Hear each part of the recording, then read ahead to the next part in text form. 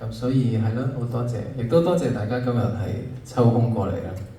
晏晝唱歌，即係大家而家我哋 indoor 啊，黑麻麻，大家可以當而家係夜晚，因為夜晚好似通常放鬆少少。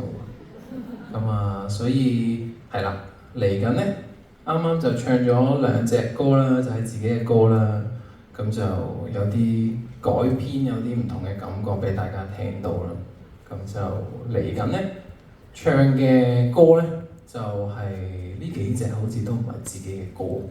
咁點解會揀咧？就係有啲真係可能其中有一隻就係由細聽到大啦，跟住有另外嗰啲歌咧就係自己成日聽嘅。